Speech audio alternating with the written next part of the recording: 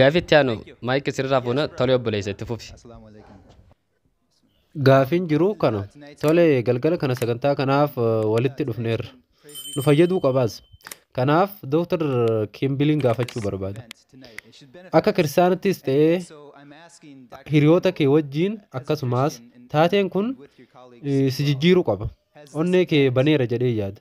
Yoo xiqqaate gara dhugaa Islaamaa caalatti akka ilaaltu akka gaariitti akka ilaaltu si godheera na fakkaata jedhee yaadaas. Thank you.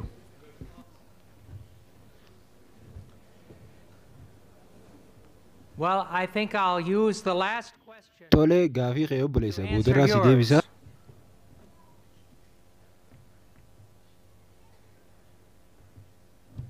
Dr. Nike says there's no place that Jesus says he's God. Dr. Zakirraa akkas jedhee Iyesuus Waaqayyoodha jedhee bikki dubbate hin jiruu jee Maarqos boqonnaa 14:60 takka irratti inni dubbii hin kennine. Ammaas hangafni lubbuu isaa gaafachuu ture. Akkasumas akkas jedhee ture. Ati Kiristoos ilma eebbifamaati. Jechuu jecha biraatiin ati Kiristoos ilma Waaqayyoodha. Iyesuus immoo ani jira jedhe. Kanaaf inni dhuguma inni ilma Waaqayyooti.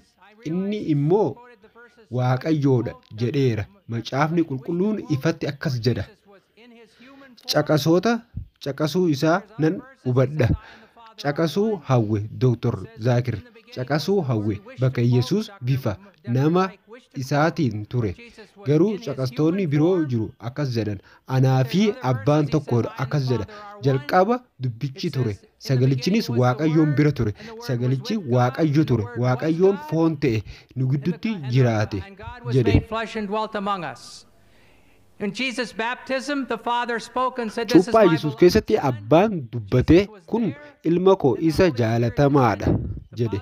Yesuus achi ture. Hafuurri qulqulluun gad bu'ee abbaa ilmaa fi hafuura qulqulluu waan kana mataa tokko irraa hin tolchine. Waan xiqqaa qofa. little thing. Now the friend asked the question here. We Amma learned many gaafii things. obboleessi gaafatetti hin dabra. Always willing to learn. Just slip this Waan little- baay'ee baranneerra. Ani immoo yeroo hunda barachuudhaaf fedhiin qaba. Garuu ammallee akka yaadutti ragaalee 500 kanneen Yesuus erga du'e kee booda ergaan nabiiratti humna guddaa qabu Muhammad waggaa 600 booda akka ragaa tokkotti dhufuu caala galatooma. as one witness. Thank you. We'll allow a question for Dr. Amma Zakir. gaafiin Dr. Zakiriif maayikii gama mirgaa jiru san irraa gaafii fuun. Tolee obboleetti jalqabi. Yes, sister. Dr. Campbell did first attempt to bring up supposed false jalqaba dhugaawwan soba ja'aman ilaalcha quraana uumamaa cufa ilaallatu fiduuf yaaleera Dr. Campbell. Himannaa kanaas ni diddan. Haa ta'u malee hin ilaalamne. Micaafni qulqulluun waa'ee boca lafaa maal akka jedhuu fi kanneen birootis shape of the earth and its other aspects. Sister asked the question. Obboleettiin gaafii akkana jedhu gaafatte natti fakkaata. Macaafi qulqulluun waa'ee boca lafaa ilaalchisee maal akka jedhu. Sababa yeroo dhabuu irraa kan ka'e malee qabxiilee 100 kan biroo akeekuu nan danda'a. Yeroo dhabuu irraa kan ka'e malee. Maalumaafuu obboleettiin waa'ee boca lafaa macaafni qulqulluun maal akka dubbatu beekuu barbaaddi. Macaafa qulqulluu keessatti wangeela Maatiyoos keessa boqonnaa lakkoofsa 4 lakkoofsa 8 keessatti akkas jedha. Wabii wal fakkaataa kan Dr. William Kimball waa'ee qarumsaa itti fayyadameen akkas jedha. Seexaanni isa fudhate. Innis Yesuus Kiristoosidha. Nagaan isaaf haa ta'u gara gaara garmalee ol ka'aa ta'etti isa geesse. Sana boodaas mootummaa lafaa hundumaa fi ulfina isaa itti agarsiise jedha. Akka Dr. William Kimball jedhutti. Wangeela Luqaas boqonnaa lakkoofsa 4 lakkoofsa 5 seexaanni gaara dheeraa tokkotti isa geesse. Ulfina mootummoota biyya lafaa hundumaa itti agarsiise jedha. Amma gaara dheeraa gaara ol ka'aa addunyaa kanaa sun gaara Everest yoo ta'u illee gaarri dheeraan addunyaa kanaa gaara Everestidha. Akkasumas mul'ata baay'ee gaarii qabda. Akkasumas maayilii 1000 lakkaa'amu waliin arguu dandeessa. Gaara Everestii gubbaa dhaabbattee maayilii dheeraa arguu dandeessa. Ta'us garuu mootummoota addunyaa hundaa arguu hin dandeessu. Sababiin isaas akkuma beekamutti akkuma hundi keenya beeknutti lafti geengoo waan ta'eef mootummaan kan faallaa isaa jiru jechuun fiixaa kanaa arguu hin dandeessu. Karaan ati arguu ittiin dandeessu tokkicha qofaadha. Osoo lafti diriiraa ta'e qofaadha. Ibsi macaafi qulqulluun kannu kanuma lafti diriiraadha. Dabalataanis ibsi wal fakkaataan kun macaafa Daani'el boqonnaa lakkoobsa 4 keeyyata lakkoobsa 10 fi 11 keessatti irra deddeebi'ameera. Innis akkas jedha. Abjuu keessatti mukti sun gaara samitti akka guddate achiis mukti sun gara samitti yeroo guddatu baay'ee guddate. Namni hundinuu fiixee lafa hundumaa irraa muka sana arguu danda'e. Namni lafarra jiru hundi muka sana arguu akka danda'e jechuuti. Kun kan danda'amu yoo bocni lafaa diriiraa ta'e qofaadha. Mukti tokko baay'ee dheeraa yoo ta'e fi bocni lafaa diriiraa yoo ta'e ni danda'ama. Har'a garuu addunyaan kun geengoo ta'uu ishee nama hundaa beeka. Dhugaa addunyaan guutuun beekuudha. Mukti sun hammam dheeratullee boca lafaa isa geengoo ta'e irraa faallaa ta'e irratti gonkumaa argamuu hin danda'u.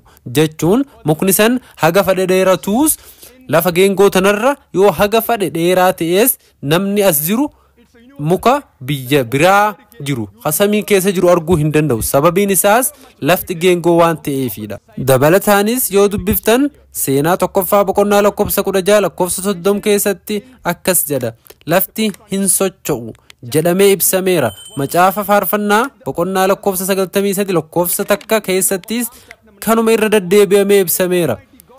Waaqayyoo inni hundumaa danda'u lafa tasgabbeessee jira.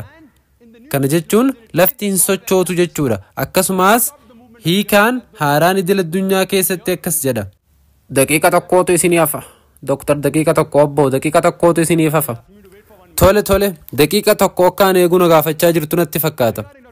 Tole Dr. William Campbell ilaalchisee Yesuus Kiristoos nagaan isaaf haa ta'u macaafa qulqulluu keessatti bakka hedduutti akka dubbate akka inni waaqayyo ture dubbateera jedhe.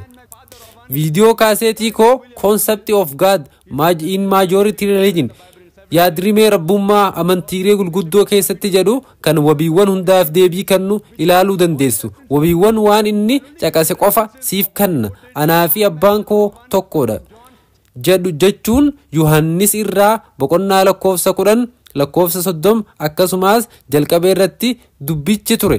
Yohannis boqonnaa lakkoofsa takka keeyyata lakkoofsa tokko keessatti kan jiru jechuu dandeessu.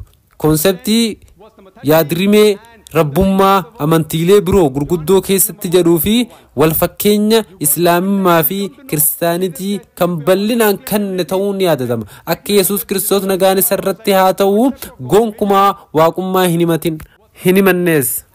Walumaa galatti kaaseetii koo wal fakkeenya islaamummaa fi kiristaanummaa jedhuu fi yaadrimee rabbummaa amantiiwwan gurguddoo jiran keessa jirutti bal'inaan keessatti ibsee jira. Concept of God in major religion and similarities between Islam and Christianity, which give the details that Jesus Christ, peace be upon him, never claimed divinity. Time. Thank you. The next question from the lady in the front for Dr. William.